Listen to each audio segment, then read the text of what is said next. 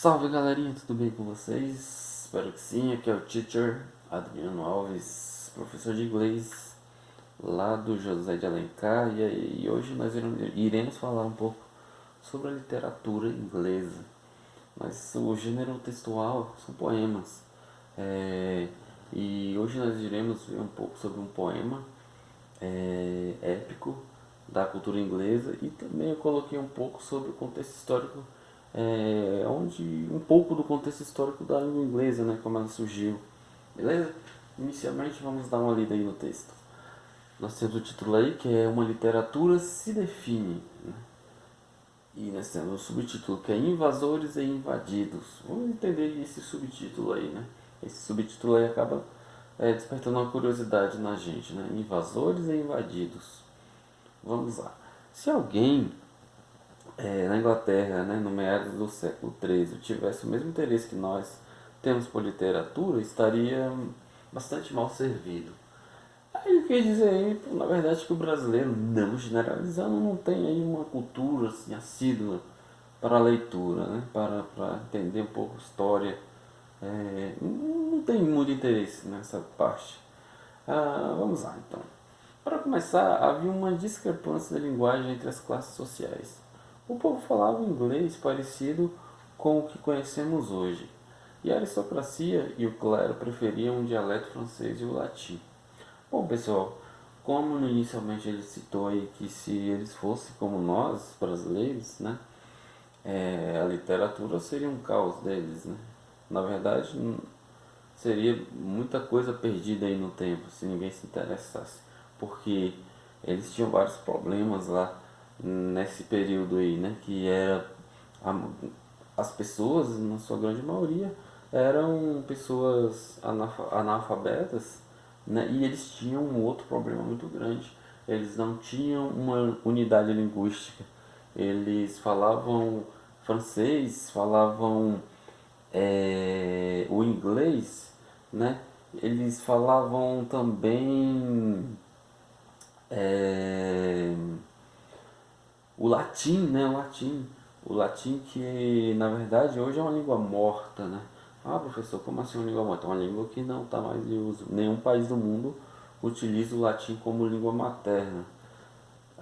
O único lugar ainda que o latim é utilizado, ainda por alguns remanescentes aí, são padres lá no Vaticano, né, que ainda utilizam o latim, unicamente.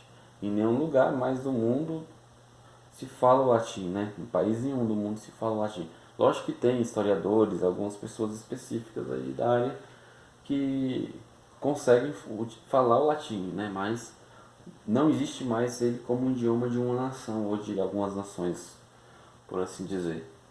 E, então, nessa época, nesse período, se falavam, né, esses três idiomas, que eram o francês, o latim e o inglês. Agora imagina a bagunça, o povo já era analfabeto, né? Analfabeto, em grande parte.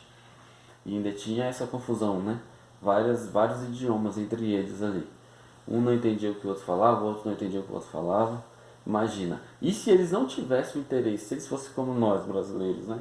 E não generalizando, repetindo, que não se interessa muito por literatura. Imagina o caos, né? Que seria. Mas, enfim, vamos continuar aí.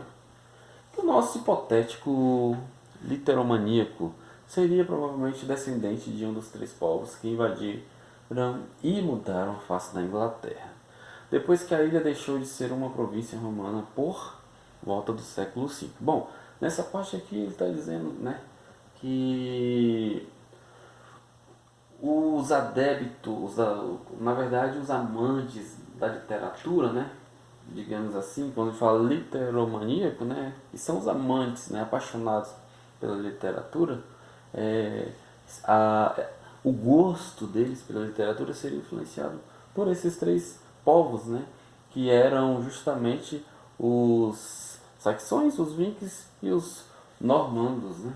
Os primeiros eram originários da região da atual Alemanha, Dinamarca e noroeste da Holanda, e vieram em hordas sucessivas. Os saxões falavam dialetos distintos, e sua organização tribal não os predispunha a muita unidade. Foi para catequizá-los que a igreja Católica Romana mandou um missionário em 597. Beleza. Sumiu aqui, mas opa, vamos continuar aí. A gente pode continuar aqui. Isso aí. A partir daí surgiram os mosteiros, centros de cultura e de propagação da fé. Esse ambiente de relativa paz foi destruído pelos vikings, habitantes da Dinamarca, Suécia e Noruega dos nossos dias, né? Ao invadir a Inglaterra, os vikings aterrorizavam a população, destruindo os mosteiros e com eles a cultura, o grande foco de uma civilização adiantada para a época. Vou resumir que senão vai ficar muito grande o nosso videozinho. Foi somente em 878 que um saxão, o rei Alfredo, logrou firmar um tratado de paz com os vikings e o século X já encontra a Inglaterra, fato raríssimo na Europa medieval, como uma só nação, governada por uma casa real, com a igreja única, católica, e falando uma só língua, né? Aí eles começaram a se organizar, né? O inglês do rei, na qual eram escritos os documentos oficiais e se registrava a produção literária em vernáculo. Aí o inglês começa a ganhar força, começa a se organizar, ser colocado como uma língua oficial, né? Utilizada inclusive em documentos oficiais. Mas em 1066 houve outra invasão, e dessa vez invasores que vêm para ficar e tentar impor sua cultura, os normands, vindos do norte da França. Com eles, muito muda na Inglaterra, né? A nobreza francesa toma o lugar da inglesa e faz do dialeto francês que falavam a língua da corte, e embora o latim permanecesse como a língua do clero. Como eu disse antes, ó, só os padres ainda utilizam, né? Naquela época eles já utilizavam, até hoje ainda alguns padres remanescentes aí utilizam o latim. Se por um lado a presença nórmanda quebra a tradição saxônica, por outro lado tem o mérito de ligá-la ao continente, fazendo ponte entre a ilha e os países europeus, que ainda mantinham numa certa medida a tradição cultural latina.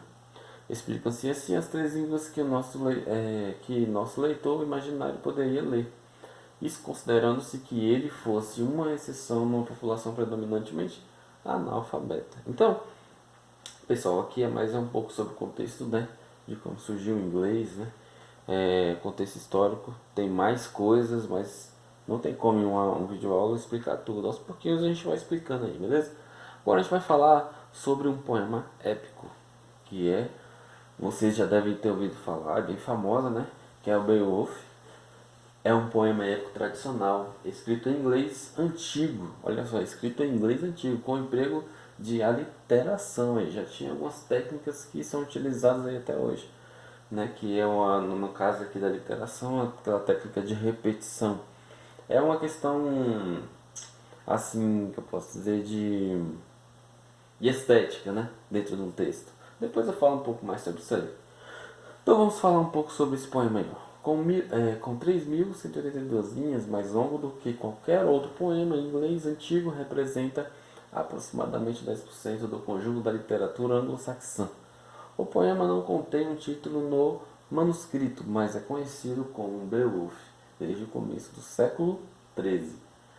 É o mais antigo poema escrito em língua moderna e dos mais célebres poemas épicos, né? Um marco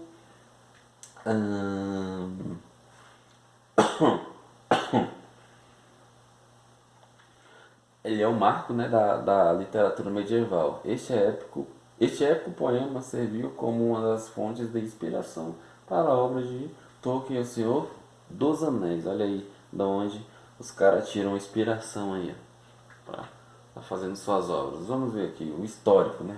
Poema, vou falar um pouco aqui sobre do que se trata o poema, né? O poema narra as aventuras do herói homônimo, né, que viaja à corte do rei Elgartar para o livrar da terrível predação do demônio Grendel, um verdadeiro símbolo do mal encarnado, que devora homens inteiros. Beowulf vence e mata Grendel em duelo utilizando como arma apenas as suas mãos nuas. Seguidamente, a mãe de Grendel vem vingar a morte do filho com novas carnificinas. Beowulf segue o seu rastro até uma caverna submarina onde a combate vence. O relato então é cortado por um longo hiato temporal e encontramos o mesmo Beowulf já idoso e rei entronado do seu país. Eu não vou entrar em detalhes aqui, porque depois tem um vídeo que eu quero que vocês vejam lá. Aqui nós temos os personagens, né, que é o principal, o Beowulf. Nós temos aí o rei Robratar, nós temos o Wengly, nós temos aí o Wiglif e nós temos aí a mãe do Grendel, né? Um ogro fêmea que jura vingança ao povo dinamarquês quando vê seu filho morto por Beowulf. Pessoal, é o seguinte, eu estou falando desse poema por quê? Porque, como eu falei no início aqui, ó, deixa eu só voltar aqui um pouquinho, ó. Esse poema aqui, ó, ele é um poema épico tradicional escrito em inglês e ele é um marco lá na história, na literatura inglesa, né? E a partir dessa obra aí, desse poema, veio inspirações aí para filmes que fizeram sucesso recentemente, né? Como O Senhor dos Anéis, como o Hobbit, né?